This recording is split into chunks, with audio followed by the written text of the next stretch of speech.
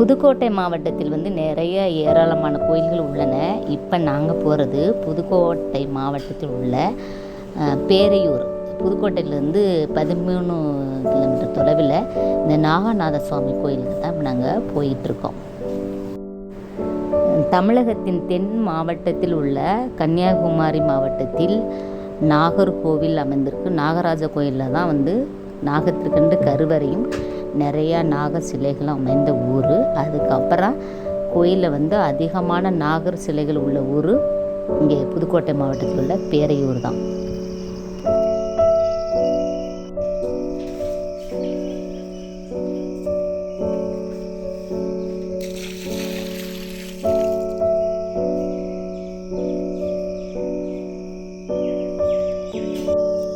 வணக்கம். புதுக்கோட்டை மாவட்டம் அது பக்கத்தில் ஒரு 4 கிலோமீட்டர் தொலைவில் அமைந்திருக்கு இந்த பேரையூர் கிராமம். இங்கே வந்து நாகநாத சுவாமி கோயில் இருக்குது. இங்கே வந்து நாகத்துக்கு பிரசித்தி பெற்ற பெரிய தலமாக இருக்குது. எங்கு பார்த்தாலும் நாகர் சிலைகள், தென்னை மரமே நாக வடிவில் அமைஞ்சிருக்கு. ஒரு பெரிய கோயிலாக அந்த காலத்துலேருந்து இருந்திருக்கு. இதெல்லாம் வந்து பராமரிக்கப்படாமல் திருப்பணி செய்யப்படாமல் எல்லாம் சிதிலடைந்து போயிருக்கு. இதெல்லாம் வந்து வரலாற்று சிறப்புமிக்க தலம். நம்ம வந்து நிறையா நாகரிகத்தை நோக்கி ஓடிட்டு இருக்கும்போது நிறைய விஷயங்களை வந்து முன்னோக்கி செல்கிறோம். ஆனால் இந்த மாதிரி சிறப்பு வாய்ந்த கோயில் தலங்களெல்லாம் வந்து நம்ம வந்து கண்டுக்கிறதே இல்லை. இங்கே வந்து சிறப்பு வழிபாடு, திருச்சுற்று அமைப்பு, கோயில் அமைப்பு, எப்போ கோயில் தோன்றுச்சு, இதோட பழமையெல்லாம் பற்றி இங்கே வாங்க போய் பார்க்கலாம். யாரோட காலம் எப்போ கட்டினதுலாம் தெரியுமா? பாண்டிய மன்னர் கட்டியிருக்காங்க. பாண்டிய மன்னர் கட்டியிருக்காங்க. அந்த காலத்துலேருந்து இதை வரை நல்லா பராமரிச்சுக்கிட்டு இருக்காங்க. இப்போ அறநிலைத்துறை அமைச்சர்கள் போயிருக்கு. அவங்க இந்த செவரு கட்டுறதுக்கெல்லாம் வந்து ஏற்பாடு பண்ணிக்கிட்டு இருக்காங்க. மக்கள் வந்து செவ்வாய்க்கிழமை, வெள்ளிக்கிழமை, ஞாயிற்றுக்கிழமை சரியான க்ரௌடாக இருக்கும். மற்ற எல்லா நாளும் கொஞ்சம் ஓரளவு கூட்டம் கம்மியாக இருக்கும். அனைவருக்கும் வந்தவங்களை கேட்டோம்னா எங்கள் காரியம் சக்ஸஸ் ஆகிருக்கு அப்படின்னு சொல்கிறாங்க. சிறப்பு புகழ் பெற்ற கோயில் இது. வேறு ஏதாவது நம்பிக்கைகள்? எல்லாம் அவங்கவுங்க பக்தர்கள் வந்து சாமி மேலே என்ன நம்பிக்கை வச்சுருக்காங்களோ அவங்களுக்கு அந்த காரியம் சக்ஸஸ் ஆகிடுது. திருப்பி அவங்க பலன் ஒரு பேருக்கு சொல்லுவாங்க. ஏன் நாகத்துக்கு இவ்வளோ சிலைகள் வச்சுருக்காங்க? ஏன் நாகநாத காலத்தில் இருந்து இன்று முதல் இல்லை, கோயில் தொடங்கப்பட்ட காலத்திலிருந்து வச்சுருக்காங்க. இவ்வளவு சிலைகள் வந்திருக்கு. இப்போதைக்கு கம்மின்னு சொல்லலாம், அந்த காலத்தில் அதிகமாக வந்திருக்கு. அதனால வந்துக்கிட்டு இருக்காங்க. அனைவருக்கும் அந்த காரியங்கள். புற்றுலாம் எதுவும் இல்லை? அதெல்லாம் எதுவும் பாம்புலாம் எதுவும் வந்து இருக்கு, நிறைய இருக்காங்க. அவங்க பாட்டுக்கு வர்றாங்க போகிறாங்க, நம்ம கண் முன்னாடி பார்க்கலாம். காண கிடைக்காத காட்சி. கோதும்பு நாகங்கிறது இங்கே பெருசாக இருக்குது. அது எப்போ வரும் எப்போ போகும்னு சொல்ல முடியாது. அதை பார்த்தாலே மனிதனுக்கு, அந்த பார்த்தவங்க குடும்பத்துக்கு இந்த நாக சம்பந்தப்பட்ட தோஷங்கள் வராது. அவங்க பாட்டுக்கு நிறைய இருக்காங்க. தென்னை மரம் கூட அப்படியே பாம்பு மாதிரி உருவத்தை அவங்க அப்படி காட்டுறாங்க. வர்ற பக்தர்களுக்கு அதை பார்த்த உடனே ரொம்ப மனசு சந்தோஷமாக போகிறாங்க. ஆனால் அது ஒரு முகூர்த்தம்னு எடுத்துக்கிட்டிங்கன்னா குறைஞ்சபட்சம் 1லேருந்து 5 முகூர்த்தம் வரை அந்த முகூர்த்த டயத்துக்கு நடைபெறுது. அந்த அவங்க தம்பதிகளும் சிறப்பாக வாழ்கிறாங்க. இது சிறப்பு வாய்ந்த கோயில். உங்கள் பேருங்க சார்? என் பேர் பொன்னமராவிலேருந்து வர்றேன். என் பேர் ஆறுமுகம். இந்த கடையில் பணிபுரிகிறேன். Thank you sir. இந்த கோயிலை நீங்கள் என்ன கடை வச்சுருக்கீங்களா? தேவஸ்தானங்களில் தேங்காய்பழ கடை வச்சுருக்கோம். நாங்கள் இங்கே வந்து ஒரு மனிதனுக்கு சாதாரணமாக 13 வகையான தோஷம். அந்த 13 வகையான தோஷத்துக்கு ஒவ்வொரு விதமான சிலைகள். அதை வர்ற பக்தர்கள் இங்கே குளிச்சுட்டு இதை எங்ககிட்ட கேட்டு வாங்கிட்டு போட்டு நாகநாதர் பாதத்தில் வச்சு நீங்கள் வாங்குகிற சிலைகளுக்கு என்ன தோஷம் உண்டோ அதுக்கு அவங்க அபிஷேகம் பண்ணி உங்கள் கையில் தந்துடுவாங்க. அதை கோயிலுக்கு பின்னாடி அந்த சைடில் கொண்டு போய் வைக்கணும். உங்களுக்கு அந்த சாமி கழுத்துலேருந்து ஒரு மாலை போடுவாங்க. அதை நீங்கள் வாங்குகிற சாமிக்கே போடணும். போட்டுட்டு அம்பாள்கிட்ட ஒரு மாலை போடுவாங்க. அதை நீங்கள் வீட்டுக்கு எடுத்துக்கணும். அந்த காரியம் 90 நாளைக்கெல்லாம் சக்ஸஸ் ஆகிடும் அப்படின்னு ஐதீகம். அதன்படி இன்று முதல் நடந்துக்கிட்டு வருது. பங்குனி மாதம் 30 திருவிழா. அது கடைசி சித்திரை 1ஆம் தேதி மிகப்பெரிய புகழ்பெற்ற தேரோட்டம். லட்சக்கணக்கான பக்தர்கள் வருவாங்க. சிறப்பான கோயில். வந்து தரிசனம் பண்ணுறவங்களுக்கு அனைத்து காரியங்களும் சக்ஸஸ் ஆகும். இந்த கோயில் 19ஆம் நூற்றாண்டை சார்ந்தவை என்று சொல்லப்படுகிறது. இங்குள்ள கருவறையில் இருக்க சிவலிங்கம் வந்து தானே சுயம்புலிங்கமாக தோன்றியதாக சொல்கிறாங்க. இந்த கோயிலில் வந்து சோழ, பாண்டியர், விஜயநகர அரசர்கள் ஆட்சி காலத்தில் தான் இந்த கோயில்கள் வந்து அடிக்கடி திருப்பணி செய்யப்பட்டதாக அங்கே உள்ள கல்வெட்டு செய்தி நமக்கு தெரிவிக்கிறது. திருப்பணி என்றால் அந்த கோயிலை வந்து புதுப்பிக்கிறது. சேதமடைந்த பகுதிகளை புதுப்பித்து மெருகேற்றுவது திருப்பணியாகும். கோயிலோட ஸ்தல மரமாக நார்த்த மரம் அமைஞ்சிருக்கு. நார்த்தங்கால நிறைய கிடக்கு. இதெல்லாம் நேர்த்தி கடன்களாக கட்டப்பட்டு செவ்வாய் தோஷம், குழந்தை இல்லைன்னா, திருமண தடை, நாகதோஷம், இதுக்கெல்லாம் வந்து நேர்த்தி கடனாக கட்டினா அதெல்லாம் பிரச்சனைகள்லாம் தீரும் என்ற நம்பிக்கை மக்களிடம் வந்து பரவலாக உள்ளது. இங்கு உள்ள அந்த கோயிலில் சுவாமிக்கு அடுத்தபடியாக கருவறையில் அமைந்திருப்பது வந்து பிரகதம்பாள் அம்மன் சன்னதி அமைந்துள்ளது. இந்த கோயிலோட குளத்தை பாருங்கள். திருக்கோயிலுக்கு முன்னாடி ஓம் என்ற பிரணவ வடிவில் புண்ணிய புஷ்கரணி என அழைக்கப்படும் திருக்குளம் அமைந்துள்ளது. குளத்தை சுற்றிலும் நாகங்களின் கணக்கற்ற படிமங்கள் அழகாக செதுக்கி வைக்கப்பட்டுள்ளன. இந்த திருக்குளத்தில் வந்து ஒரு சிறப்பான செய்தி சொல்லப்படுகிறது.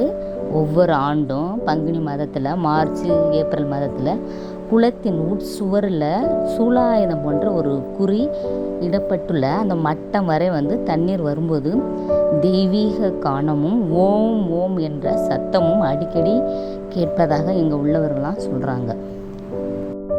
இந்த கோடை காலத்தில் இந்த குளம் வந்து வற்றி போகும்போது நிலத்திலிருந்து ஊற்று நீர் சுரந்து மேலே தண்ணி வருமா.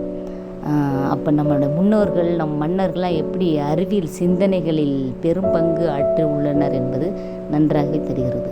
இங்கே உள்ள அந்த மஞ்சக்கயிறை வந்து கட்டினாங்கன்னா நாகதோஷம், செவ்வாய் தோஷம், திருமண தோஷம்லாம் இருந்தால் விரைவில் திருமணம் நடக்கும். நிறைய பேர் வராங்க, நடந்ததாகவும் நிறைய மக்கள் வந்து சொல்கிறாங்க. பல்லவ ராயர்களால் ஆட்சி செய்யப்பட்ட பாளையம் என்ற பிரதேசத்தின் ஒரு பகுதி தான் அந்த பேரையூர் என்று சொல்கிறாங்க. 5 தலை நாகங்கள், அப்படி பின்னி பிணைந்த நாகங்கள், அப்படி அந்த மாதிரியெல்லாம் கூரை சுவர்களை சுற்றி மேலெல்லாம் காணப்படுகிறது. 4 புற அந்த மதில் சுவர்களிலெல்லாம் நாக உருவ சிலைகள் வந்து ஏராளமாக காணப்படுகின்றன. இந்த திருத்தலத்திற்கு வந்து நாக பிரதிஷ்டை செய்து வழிபட்டால் ராகு கேது தோஷம் நீங்கும். இந்த ஊரை சுற்றிலும் சுற்று வட்டாரத்தில் பாம்பு தீண்டி யாருமே இதுவரை வந்து இறந்ததில்லை என்று சொல்லப்படுகிறது.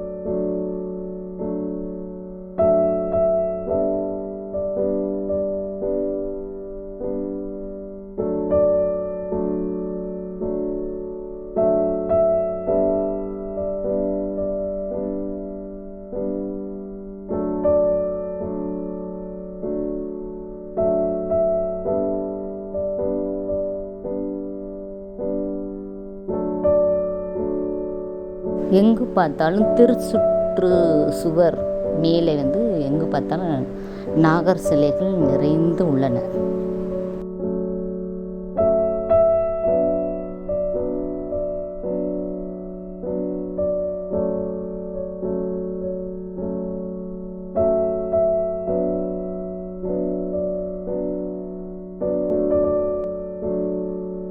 எவ்வளவு காலங்கள் ஆனாலும் தமிழனின் பெருமையை பறைசாட்டி நிற்பது நம்மளுடைய திருக்கோயில்கள் தான் என்பது இதெல்லாம் பார்க்கும்போதே நமக்கு நல்லாவே தெரியுது.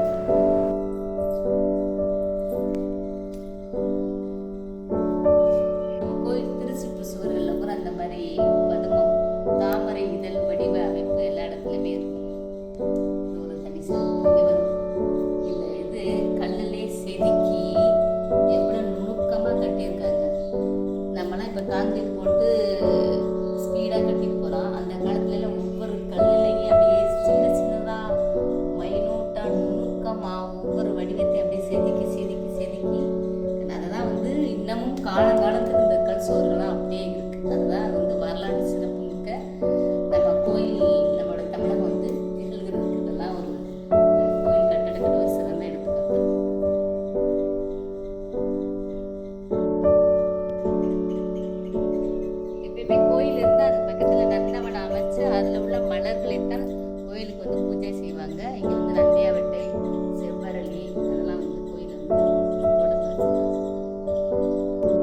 நாகங்கள் சிவன், பெருமாள், விநாயகர், முருகன், அம்மன், புற்று வழிபாடு எல்லாத்துலேயுமே நாகங்கள் வந்து இணைக்கப்பட்டுள்ளது. அதெல்லாம் ஏன் இணைக்கப்பட்டு உள்ளதுன்னு நிறைய புராண கதைகள், செய்திகள்லாம் நமக்கு கிடைக்கின்றன.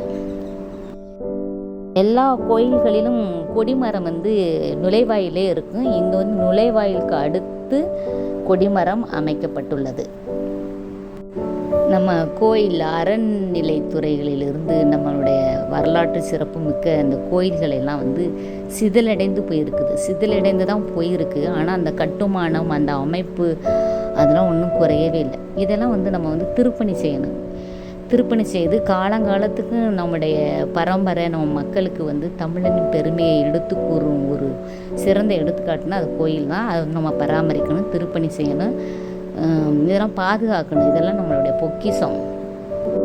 கோயிலோட தல வரலாறு பற்றி இங்கே கல்வெட்டு செய்திகள் செதுக்கப்பட்டுள்ளன.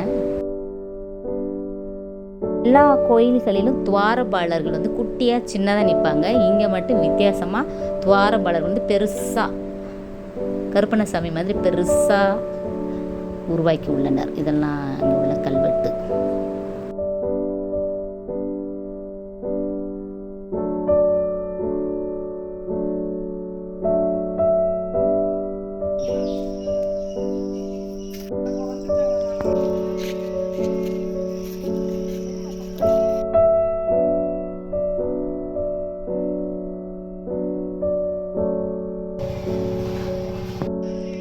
இந்த இடத்துல நீங்கள் எத்தனை வருஷம்? புதுக்கோட்டை மாவட்டம் பேரையூர் நாகநாத சுவாமி, பிள்ளை பேரளிக்கும் நாகநாத சுவாமி. இந்த குழந்தை வரத்துக்கும் திருமண தடைக்கும் யாருக்கும் இந்த வந்துட்டு போனால் உடனே நிவர்த்தி ஆகிடும்.